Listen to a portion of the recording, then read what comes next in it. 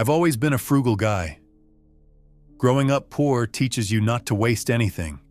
Food, money, furniture.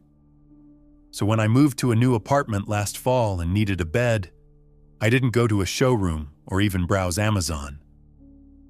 I found a hotel Liquidator 2 towns over that was clearing out inventory. King-sized mattresses, lightly used, cleaned and sealed in plastic. $80. It seemed like a steal. The guy running the place was friendly, older, the type who always smells faintly of cigarettes no matter how clean his clothes are. He showed me to a dim storage room stacked with headboards, armchairs, mini-fridges, and dozens of identical mattresses wrapped in thick, crinkling plastic. He pointed one out, not too worn, no stains, from a fancy hotel chain. He even helped me load it into the back of my truck. The tag had been cut off, but I didn't care. It looked fine. I got it home, peeled off the plastic, and dropped it on the bed frame I'd salvaged off Facebook Marketplace. That first night I slept like a rock, and for the first time in months, I didn't wake up sweating or grinding my teeth. That was the last good night I had. At first it was just little things. I'd wake up sore in the same spot on my back, like something had been pressing against me all night. The mattress, though brand new looking, was heavier than it should have been. I'd noticed that when moving it, but assumed it was just extra padding or springs. Still, when I lay down, I always felt this slight slope, like the center dipped just a little more than the rest. Within a week, I started having dreams. Not just vivid ones, these were focused, repetitive. The same scenario over and over. I'd be lying on the bed, unable to move, and I'd feel pressure build under me. Something thick and warm, almost like breath, would push against my spine. Then it would shift, like it was moving inside the mattress, trying to roll over, trying to face me, and then I'd wake up. I blamed stress, or maybe the weird smell. It wasn't strong, but every time I walked into my bedroom, there was this stale, coppery scent, like pennies and wet rags. I washed my sheets twice a week, sprayed the mattress with disinfectant, and even left out bowls of baking soda in the corners of the room. But the smell always came back. I tried flipping the mattress. That's when I realized it wasn't just heavy. It was impossible to lift on my own. I managed to prop it on its side against the wall, and there, in the frame underneath, was something I hadn't noticed before. A greasy black stain about the size of a handprint pressed into the slats. The underside of the mattress had a matching spot. It wasn't mold, it wasn't dirt. It looked burned or melted, as if something inside had sweated through. That night I barely slept. Every time I closed my eyes, I felt something shifting under me. Not just the usual pressure, it was rhythmic, like breathing. Once, around 3 a.m, I swear I felt a pulse, a steady thump against the back of my thigh. I jumped up, tore the covers off, but of course there was nothing. The mattress looked perfectly flat. The next day, I went back to the Liquidator. The building was closed, not just locked, empty. The windows were papered over, no sign on the door. I called the number on the receipt, disconnected. I left a voicemail anyway. I just want to know where the mattress came from. No one ever called back. I didn't have the money for a new one, so I kept it. I told myself it was just my imagination, that the dreams, the smells, the soreness, none of it meant anything, until I found the zipper.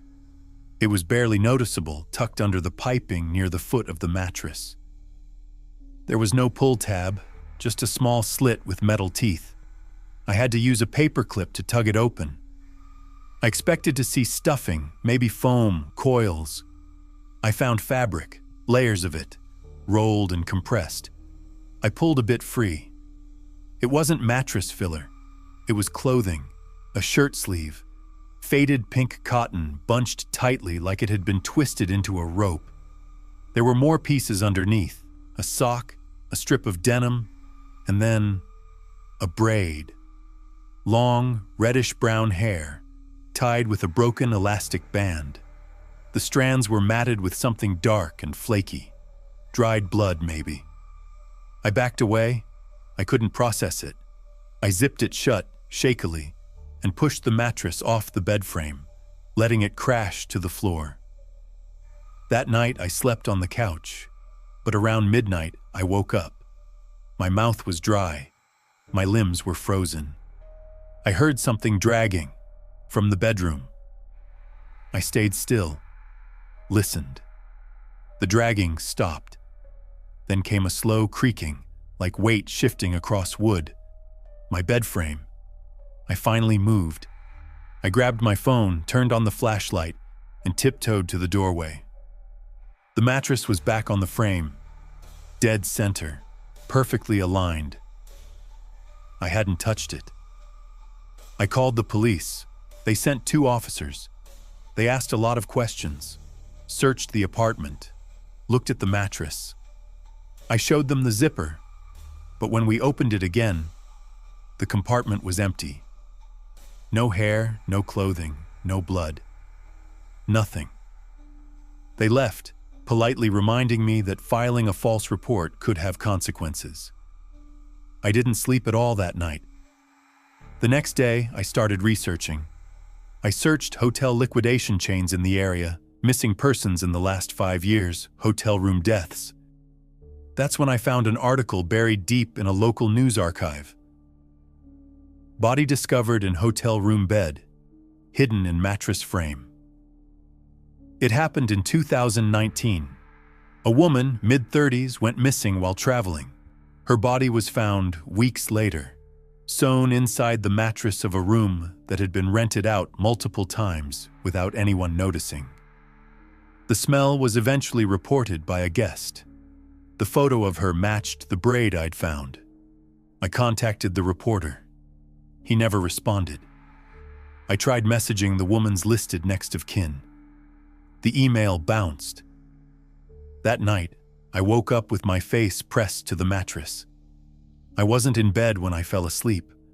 I had passed out on the couch, but now I was on top of the mattress, face down, paralyzed, and something was breathing beneath me.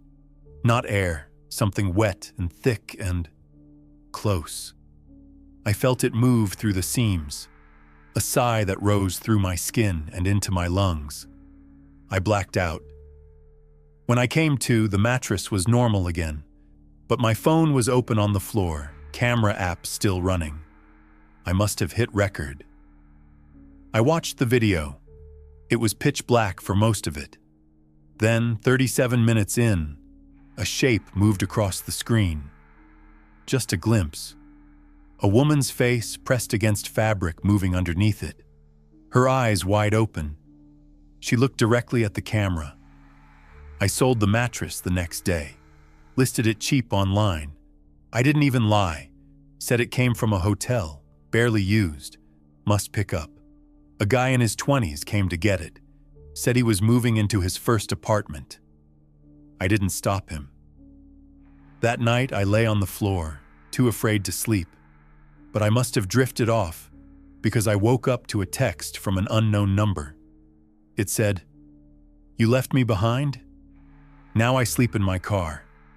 I don't stay in one place long, but sometimes I check marketplace listings, and once in a while, I see it again."